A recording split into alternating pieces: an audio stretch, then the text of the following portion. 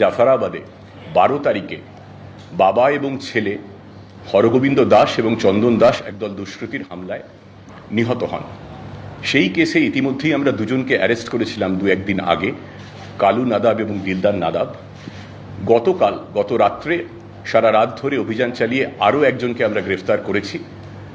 রাজ্য পুলিশের STF তাকে গ্রেফতার করেছে সুতি থানা এলাকা থেকে, যার নাম ইনজামুল হক এবং বাড়ি জাফরাবাদে যেখানে খুনটি হয়েছিল তার সংলগ্ন এলাকা শুলিপাড়া।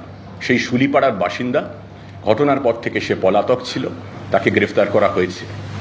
এবং তদন্তে আমরা জানতে পেরেছি যে সেদিন যে এই নৃশংস হত্যাকাণ্ড ঘটে তার যারা পরিকল্পনা করেছিল এবং প্রত্যক্ষভাবে ঘটনায় এই হত্যাকাণ্ডে নেতৃত্ব দিয়েছিল তার অন্যতম হচ্ছে এই এনজামুল।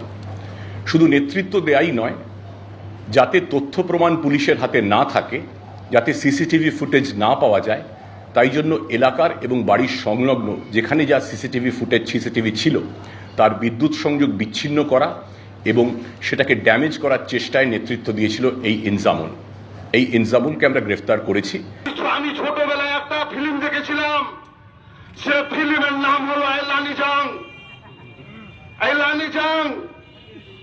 আজকে থেকে আমাদেরকে এলানি জাংয়ের ধর্মেন্দ্র হয়ে যেতে হবে, মোদির বিরুদ্ধে দেখিয়ে দিতে হবে হাওয়া কা রুখ বদল সকতা হ্যায়। এই বিজেপি পার্টির নাম যে বিজেপি পার্টি, সেই পার্টি ভারতবর্ষের মাটি থেকে উঠে যাবে।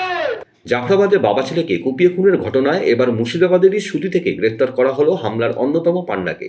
নমস্কার বন্ধুরা, আমার নাম ধ্রুবজ্যোতি সরকার। পুলিশের দাবি, খুনের পর প্রমাণ লোপাটের চেষ্টায় সিসি ক্যামেরার বিদ্যুৎ সংযোগ বিচ্ছিন্ন করেও ভাঙচুর করেছিল ধৃত ধুলিয়ান পৌরসভার চেয়ারম্যান ইনজামুল হক। এই নিয়ে জোড়া খুনের ঘটনায় গ্রেপ্তারির সংখ্যা বেড়ে দাঁড়ালো 3। এবার আইনি প্রক্রিয়ায় তাকে আদালতে পেশ করা হবে যথাসময়ে এবং তাদের আমরা পুলিশি হেফাজতে নেব। একই সঙ্গে বলতে চাই, এই ঘটনার তদন্ত চলছে, এই খুনের ঘটনার অন্য কেসগুলির তদন্ত তো চলছেই।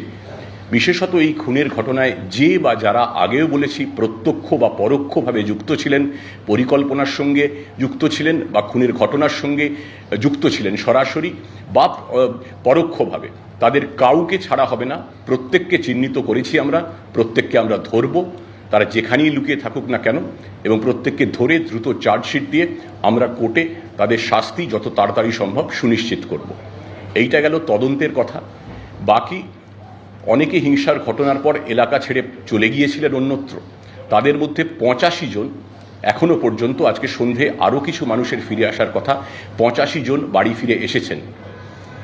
জেলা প্রশাসনের তরফে যারা চলে গিয়েছিলেন তাদের সঙ্গে, তাদের পরিবারের সঙ্গে প্রতিনিয়ত যোগাযোগ রাখা হচ্ছে এবং তাদের আশ্বাস দেওয়া হয়েছে যে আপনারা নিরাপদে বাড়ি ফিরে আসুন, আপনাদের পুলিশ এসকর্ট দিয়ে নিয়ে আসা হবে এবং সুস্থভাবে নিরাপদে আগের মতো স্বাভাবিকভাবে তারা যাতে জীবনযাপন করতে পারেন তার জন্য সমস্ত ব্যবস্থা করা হয়েছে। রাজ্য পুলিশের ক্যাম্প তো রয়েইছে, কেন্দ্রীয় বাহিনীর ক্যাম্প রয়েছে যে ক্ষতিগ্রস্ত এলাকার তার সংলগ্ন এলাকায়, এবং আমরা আশাবাদী আস্থা ফিরে এসছে এবং খুব দ্রুত আজকালের মধ্যে বাকি যারা ঘর ছাড়া হয়েছিলেন তারাও ধীরে ধীরে ফিরে আসবেন। যেরকম বলছিলাম, আজ সন্ধ্যের মধ্যেই আরও অনেকের ফিরে আসার কথা। শামশেরগঞ্জ এলাকায় পরিস্থিতি এখন সম্পূর্ণ নিয়ন্ত্রণে। গত কয়েকদিনে 4 দিনে কোথাও কোনো অশান্তির বা অপ্রীতিকর ঘটনার খবর এখনো পর্যন্ত নেই। দোকানপাট, বাজারহাট এগুলো খুলে যাচ্ছে। সামগ্রিকভাবে দেখলে প্রায় 70% দোকানপাট, বাজার খুলছে এবং আমরা আশা করছি বাকি যেটুকু আছে সেটা আজ কাল পরশুর মধ্যে সম্পূর্ণ খুলে যাবে। বন্ধুরা, ভিডিওটি ভালো লাগলে দয়া করে লাইক শেয়ার করে দেবেন, আমাদের পেজটা ফলো করে নেবেন আর আপনার মতামত কমেন্ট করে অবশ্যই জানান। ধন্যবাদ।